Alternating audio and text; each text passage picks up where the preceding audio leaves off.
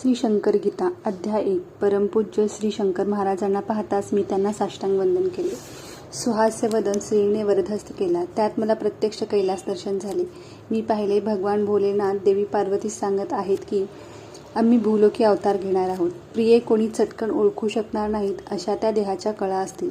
कोणी सहज जवळ येणारही नाही अशा विचित्र तरा आम्ही राखू. हे सर्व चकित मुद्रेने पाहत देवी पार्वती थक्क होऊन गेली असताना श्री शंकर महाराजांच्या वरदहस्तामध्येच एक नवेच दृश्य दिसू लागले. परब्रह्म श्री स्वामी महाराजांची मंगलमय मूर्ती कोटी सूर्याची प्रभा फाकत तिथे अवतीर्ण झाली. काहीही न बोलता त्यांनी रोखलेल्या नजरेमध्ये पाहता श्री स्वामी महाराज गुडघे छातीकडे उचलताना दिसले. त्यांनी दोन्ही पाय हाताच्या मिठीने ओढून धरताच ती स्थिती श्री शंकर महाराज बैठकीप्रमाणे दिसू लागली. हा विचार मनामध्ये येता श्री स्वामीच्या ऐवजी श्री शंकर महाराजच तिथे तसे बसल्याचे दिसून लागले. हे पाहून आश्चर्याने दंग झाले. इतक्यात तिसरे दृश्य दिसू लागले. भगवान श्री दत्त महाराज अष्टवक्रासह दिसू लागले. जनक राजाच्या प्रश्नांना उत्तरे न देऊ शकलेल्या ऋषीमुनीचा बंदिवास केवळ अष्टवर्षीय अष्टवक्रांच्या अद्भुत उत्तराने सुटला. हे 8 ठिकाणी वक्र होते म्हणून त्यांचे नामाभिधान अष्टवक्र आणि शंकर महाराज हे असे दिसायचे. म्हणजेच एक प्रकारे अष्टवक्र समर्थ व शुभंकर श्री शंकर या तिघांचाही श्री शंकर महाराज हा अवतार असल्याची खात्री झाली. शेंडीजवळ 3 बटा श्री शंकर महाराजांची असंख्य छायाचित्रे प्रसिद्ध आहेत. त्या डोक्यावर शेंडीजवळ 3 बटा दिसतात. या 3 स्वरूपांच्याच निदर्शक आहेत. श्री शंकर महाराज हे स्वरूप केवळ प्रज्ञेने जाणून घ्यावे असे आहे. नुसत्या व्यावहारिक कल्पनांनी ते जाणवणारे नाही. त्यांच्या कार्यकालात अनेक जणांनी शंका साधिक घेतल्या.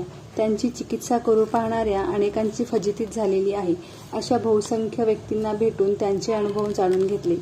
निष्ठावंत भक्तांशी चर्चा केल्या. त्यांच्या संदर्भात समजलेल्या सर्व घटनांचे अनेक अन्वयार्थ जाणून घेतले. नंतर श्री शंकर महाराजांकडून कौल घेतला व चरित्रलेखनास सुरुवात केली. हे एवढ्यासाठी स्पष्ट करीतो कारण कोणीही त्या अतर्कलीलाबाबत शंका घेऊ नये.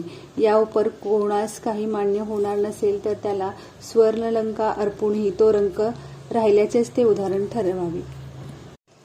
अंतपूर नावाचे गाव महाराष्ट्रातल्या नाशिक जिल्ह्यातील सटाणा नावाच्या तालुक्यामध्ये अंतपूर नावाचे गाव आहे. चिमाजी नावाचे एक शिवभक्त तेथे सपत्नीक राहत होते.